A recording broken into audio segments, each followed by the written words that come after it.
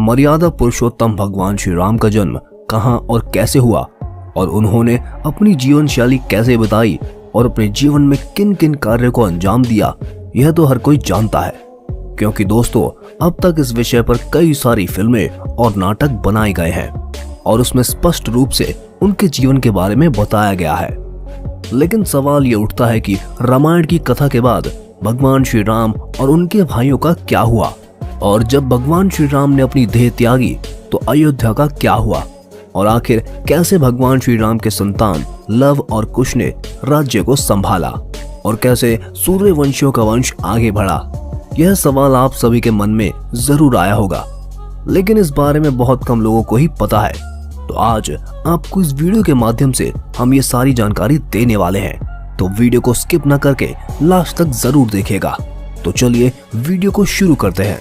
रावण का अंत करने के बाद जब भगवान श्री राम और माता सीता अयोध्या लौटते हैं तब माता सीता बहुत खुश होती हैं, क्योंकि वह अपने घर वापस लौट आई थी।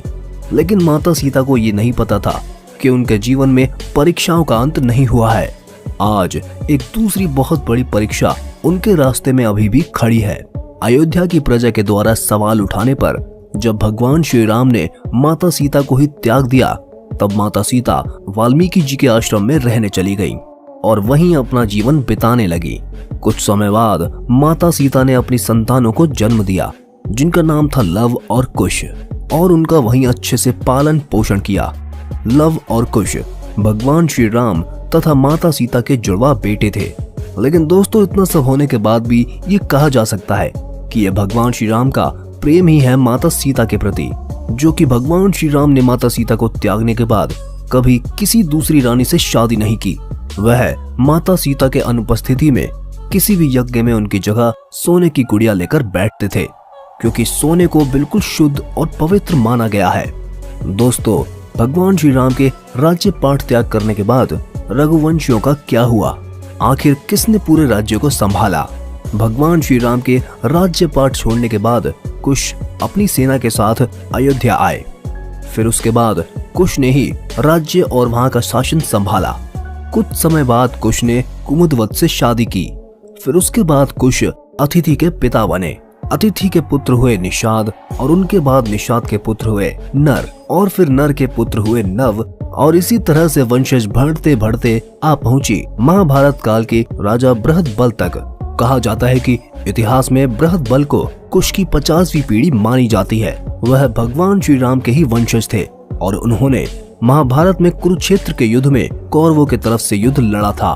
दोस्तों, कहा जाता है कि चक्रव्यूह के दौरान अभिमन्यु और बृहदबल के बीच घमासान युद्ध हुआ था।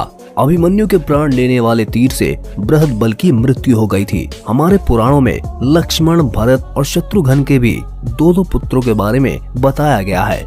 लक्ष्मण जी के 2 पुत्र हुए, अंगद और धर्मकेतु। भरत के भी 2 पुत्र हुए, तक्ष और पुष्कल, और शत्रुघ्न के भी 2 पुत्र हुए, सुबाहु और शत्रुघाती। कहा जाता है कि मथुरा का नाम पहले शुरुसेन ही था।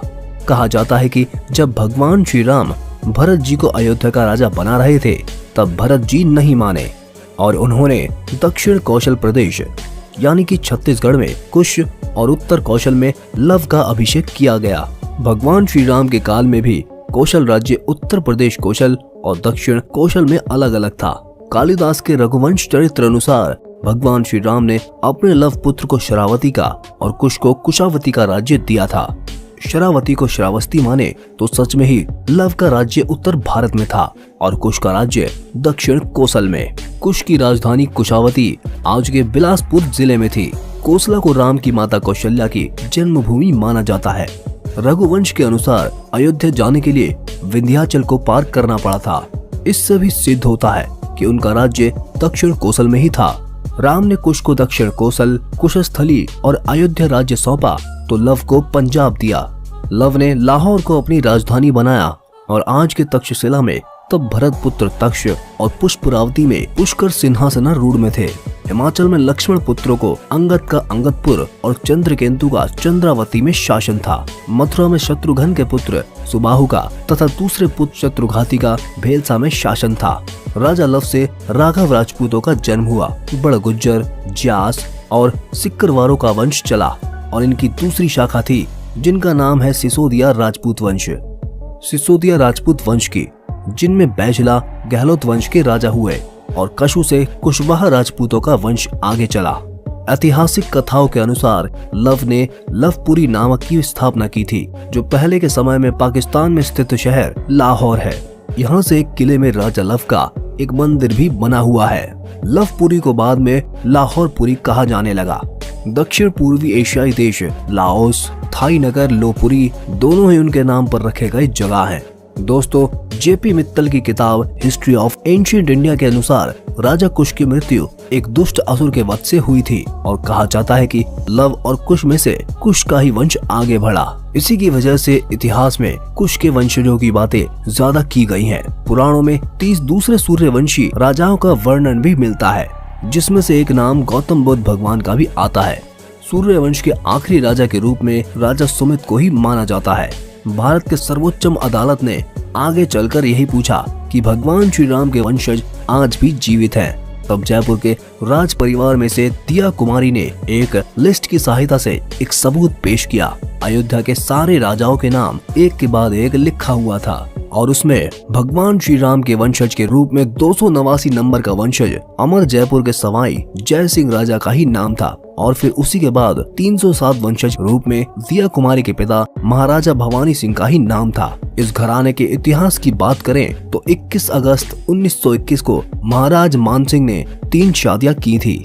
मानसिंह की पहली पत्नी मरुधर कंवर, दूसरी पत्नी किशोर कंवर था और मानसिंह ने तीसरी शादी गायत्री देवी से की थी।